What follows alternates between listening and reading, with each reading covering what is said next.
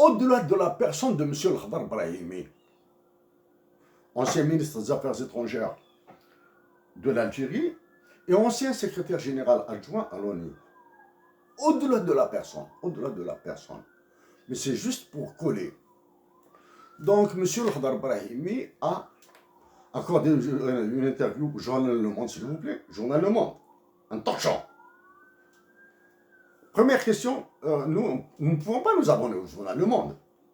Impossible. Donc, dans la partie visible de cet article sur le site internet de ce journal, première question, nous lisons. Comment qualifieriez-vous le départ américain d'Afghanistan après 20 ans de présence? Point d'interrogation. Ça, c'est la question du journaliste. La partie visible de la réponse de M. Al-Khadr Brahimi a été: ce n'est pas une défaite militaire. C'est comme pour les Français et l'Algérie. Ce sont les États-Unis qui ont décidé de partir. Ils le voulaient depuis le jour où ils ont tué Ben Laden. Après, il n'y avait pas de bon moment pour sortir. En 1989, les Soviétiques ont été contraints de quitter le pays et au XIXe siècle, les Britanniques ont subi de vraies défaites. Ce n'est pas une défaite militaire. Ça, c'est le premier bout de sa phrase. Et en 1989, les Soviétiques ont été contraints, par qui, il faut le deviner, de quitter le pays. Et au 19e siècle, s'il vous plaît, 19e siècle, c'est-à-dire entre 1800 et 1899, les Britanniques ont subi de vraies défaites. Soit. D'un point de vue basique élémentaire, nous allons faire un effort extraordinaire, un immense effort pour nous rabaisser à ce niveau de réponse. Je dis bien, pour nous rabaisser à ce niveau de réponse. Ce n'est pas une défaite militaire, c'est comme pour les Français de l'Algérie. Si ce n'est pas une défaite militaire, alors il s'agit de quelle défaite? Une défaite psychologique, morale, politique? Une défaite de contrainte? Ce n'est pas une défaite militaire. De quelle défaite s'agit-il? C'est comme pour les Français et l'Algérie. C'est-à-dire, les Français, ce n'est pas une défaite militaire. C'est-à-dire, les Français ont quitté l'Algérie parce que ça leur plaisait, parce que moralement, ils ne pouvaient plus supporter ça, politiquement, ils ne pouvaient plus supporter ça, etc.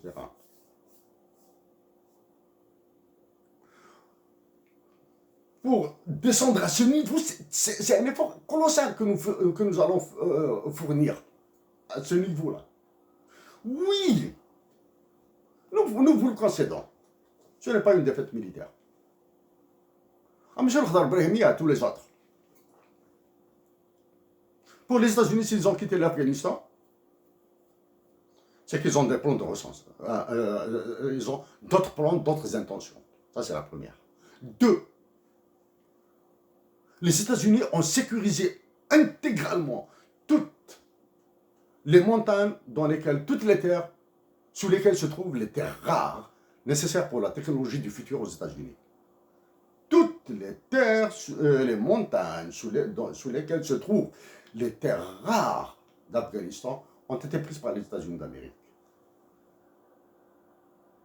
Trivialement formulé, qu'une autre puissance aille les fouiller en Afghanistan. Et nous verrons ce qui se passera en Afghanistan de nouveau. Le cas de l'Algérie maintenant. Donc, comme pour les États-Unis, les Français n'ont pas perdu, d'après Al-Khadr Brahimi, n'ont pas perdu militairement en Algérie. Oui, M. Al-Khadr Brahimi, militairement, les Français n'ont pas perdu en Algérie.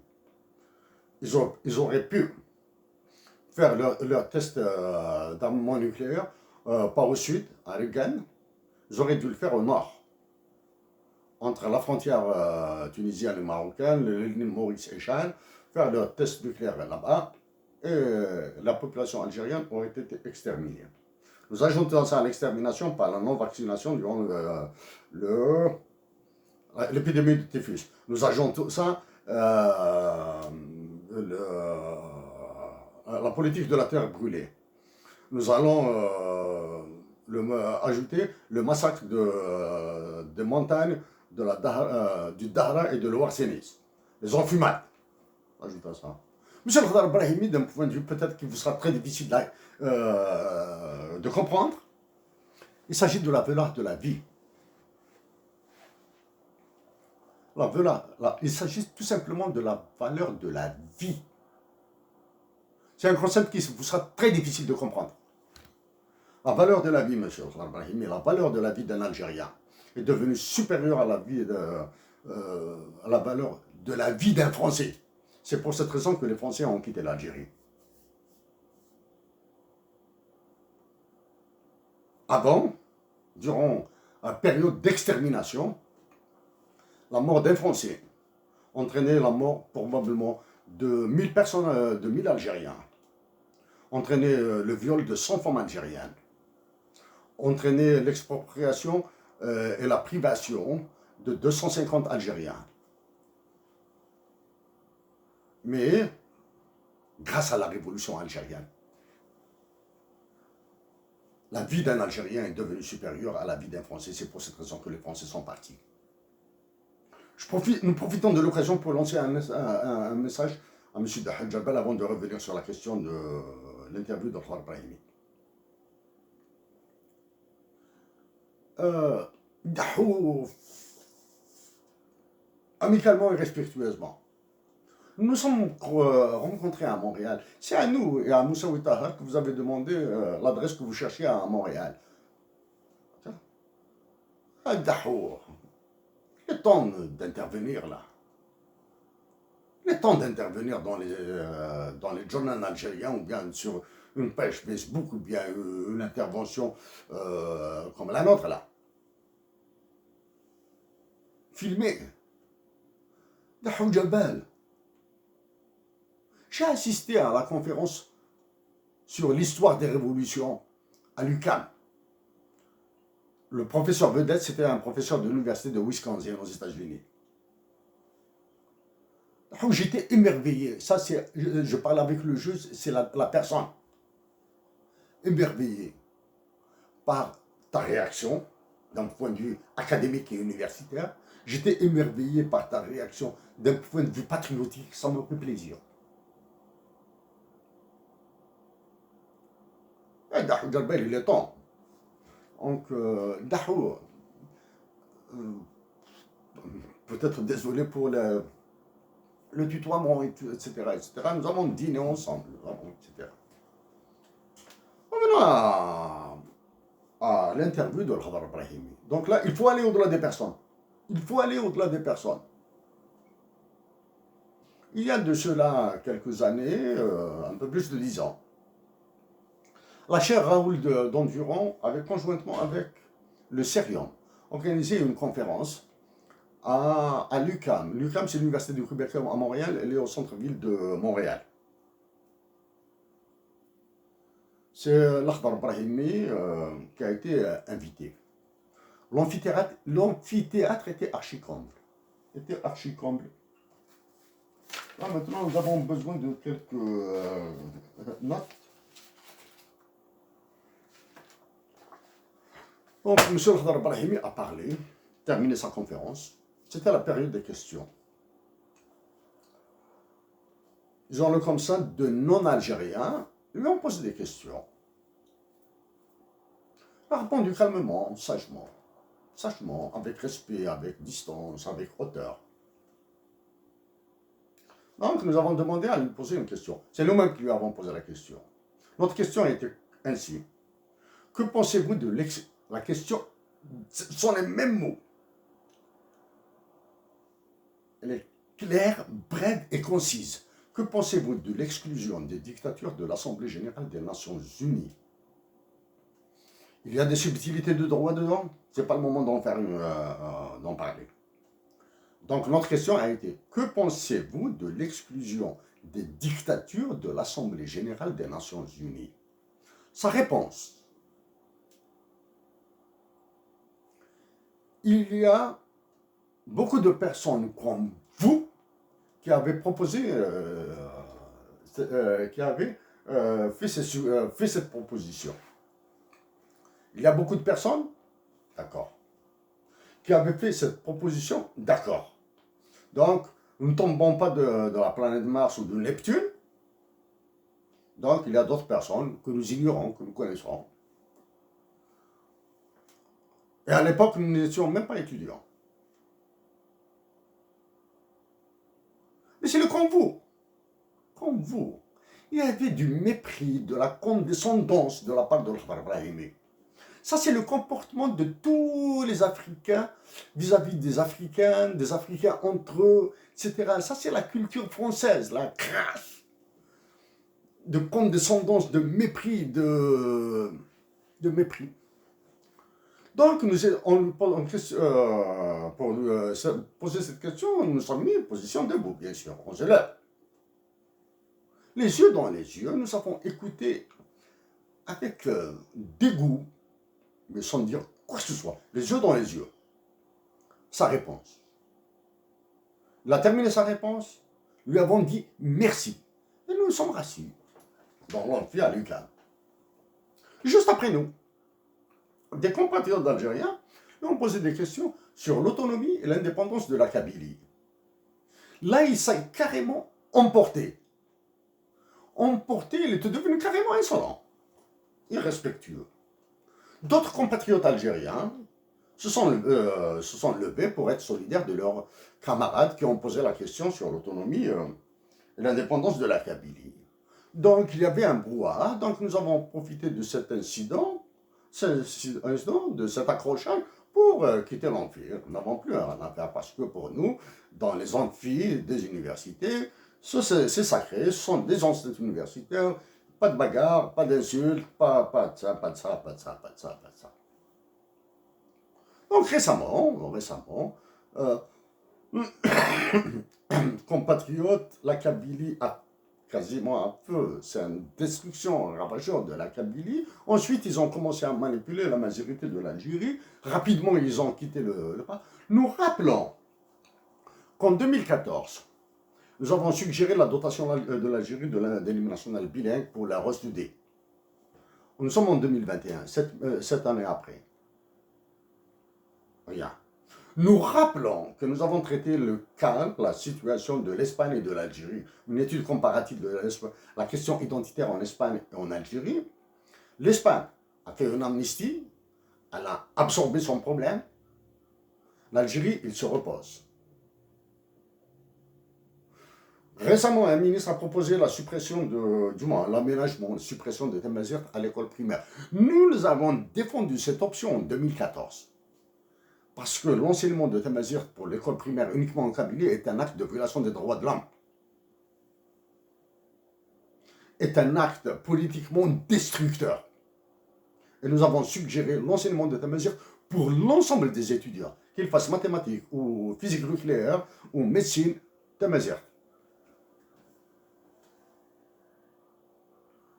Les Algériens sont capables de discuter de n'importe quel sujet, sauf de la dotation de l'Algérie d'un national bilingue. Incroyable, mais vrai. Revenons maintenant à la question de l'ONU.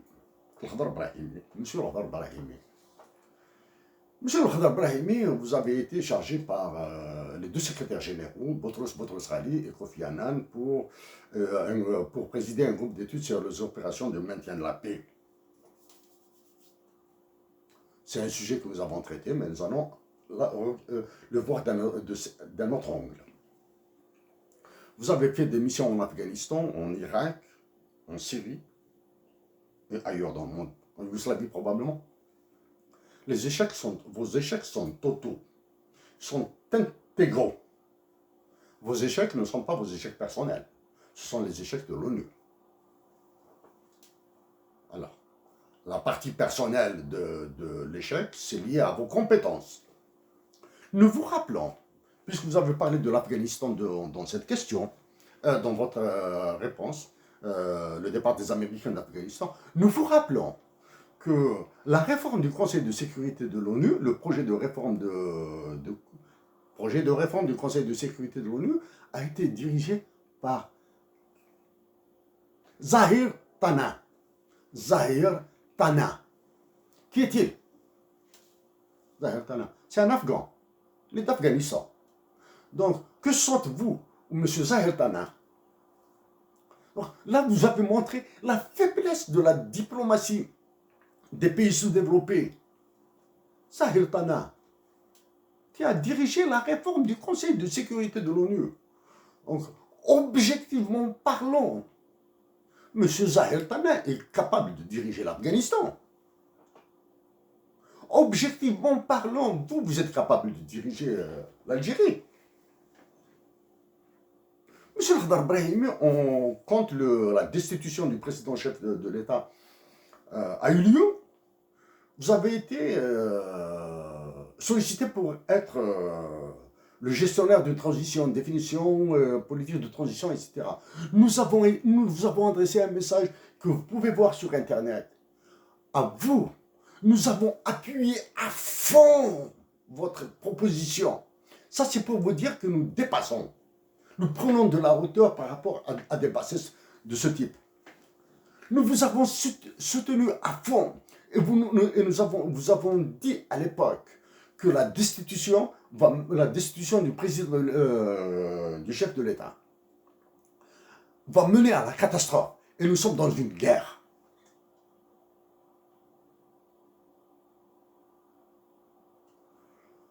Monsieur Brahimi, maintenant, venons à votre projet de direction des opérations de maintien de la paix. Groupe d'études, à votre président du groupe d'études de maintien de la paix. Là, maintenant, nous allons imbriquer des aspects assez complexes. Là. Nous allons les imbriquer. Notre professeur à l'Université de Montréal, qui s'appelle Yvon Connoir, et qui est consultant pour l'ONU sur les opérations du maintien de la paix ou de rétablissement de la paix ou la fin des conflits. Donc, c'est M. Yvon Connoir, qui a été notre professeur à l'Université de Montréal, nous a chargé de travailler sur la réforme du Conseil de sécurité avec un autre Canadien.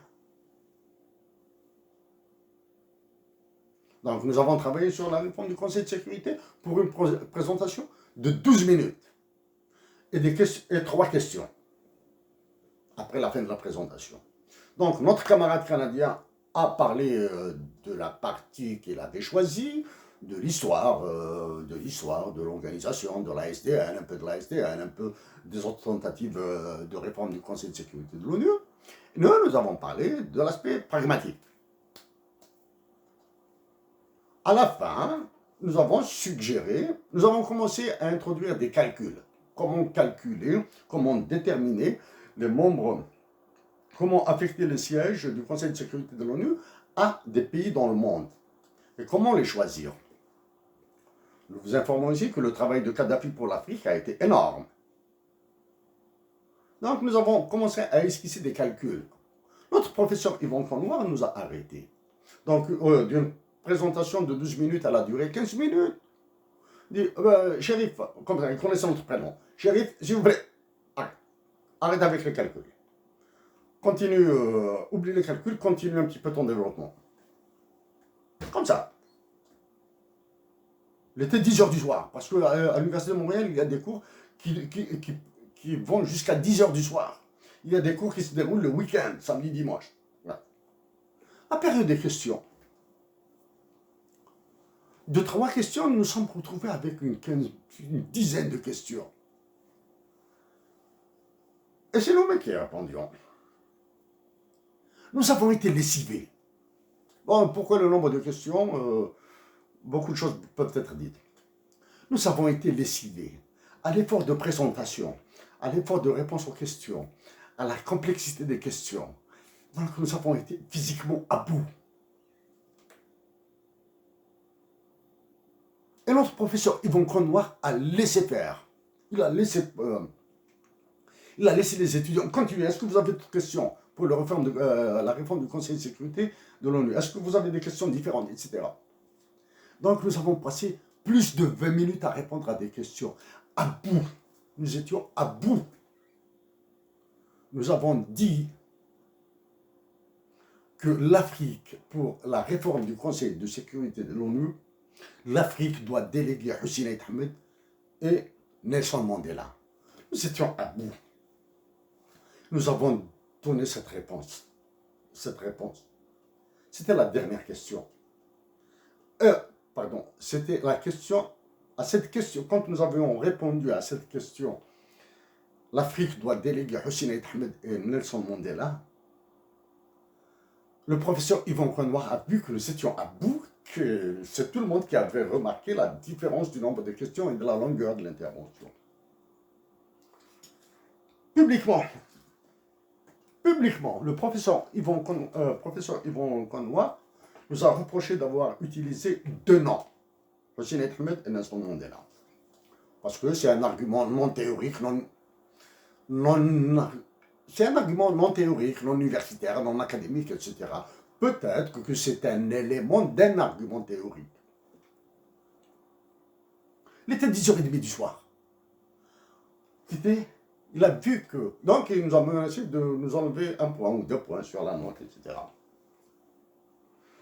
En sortant de l'amphi, il se tient à bout. En aparté, il nous l'a dit.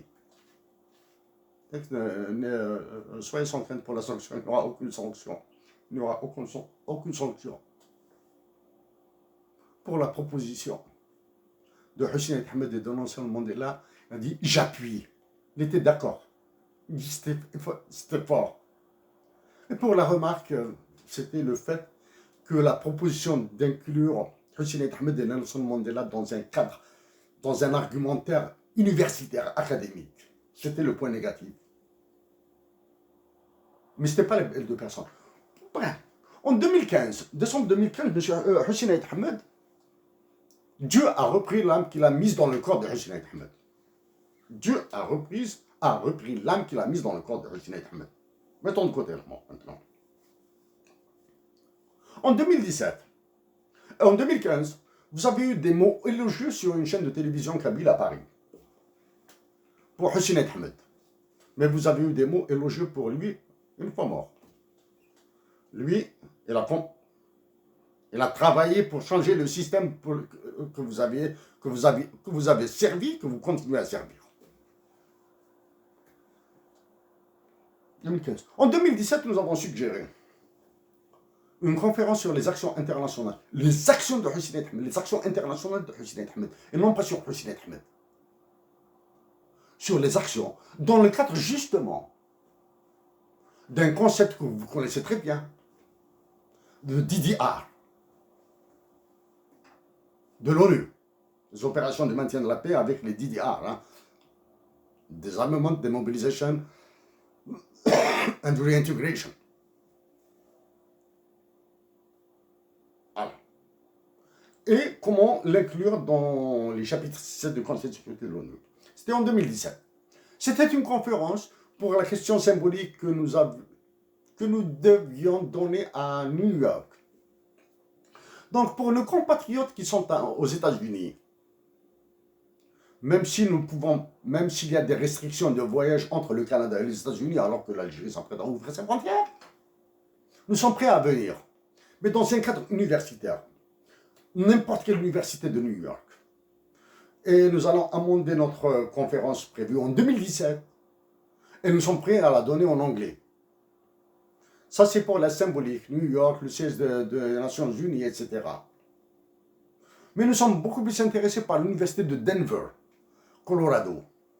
Comme ça, nous allons aller vers le Prady, nous allons visiter le Prady School, l'école Prady. C'est elle qui a lancé le projet Afrique 2063 et la zone de libre-échange continentale africaine, le désastre dans lequel va l'Algérie. Bon, nous sommes prêts à venir à la faire. À Ottawa, à Montréal, ça c'est normal. Nous allons la faire en français. Mais aux États-Unis, nous sommes prêts à la faire en anglais. À nos compatriotes de Stockholm, puisqu'il y a le CIPRI là-bas, le Stockholm Institute Peace and Research Institute.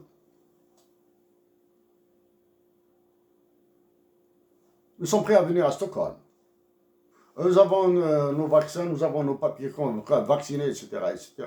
Comme ça, nous irons au CIPRI aussi. Parce qu'avec le CIPRI, nous avons engagé d'introduire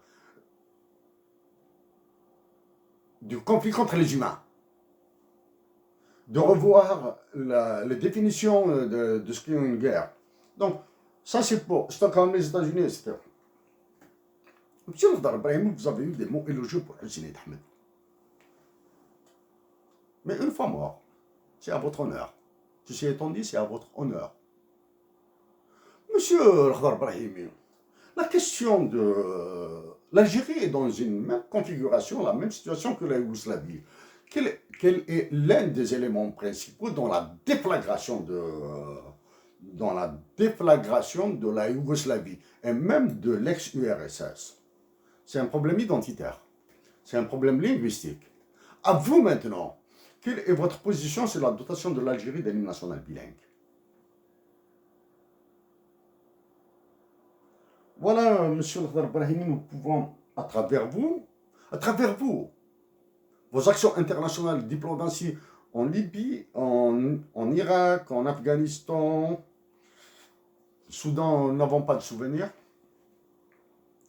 La faiblesse de la diplomatie algérienne, si de votre temps la diplomatie algérienne était d'une nullité, était très faible, la diplomatie actuelle est d'une nullité crasse. Non seulement elle est faible, elle est nulle. Elle a les deux défauts ensemble. La faiblesse et la nullité. Faible parce qu'elle ne peut pas créer de dynamique. Nulle parce qu'elle est soumise à des pressions affreuses internationales qu'elle a peur d'affronter. Les plus grandes pressions viennent de l'Union européenne. Nous avons bataillé dur sur la question de la violation des droits de l'homme en Algérie contre l'Union européenne. Nous avons bataillé dur contre la France sur la question démographique. Maintenant, il se pose autrement en Algérie, à travers la pandémie et la répression. Monsieur le Khadar Brahimi, votre personne est à un niveau inférieur. C'est au-delà de votre personne. C'est ce qui attend notre patrie. Merci à vous tous. Et dans 3 jours, nous allons reprendre l'aspect diplomatie algérienne en Afrique et en Europe surtout.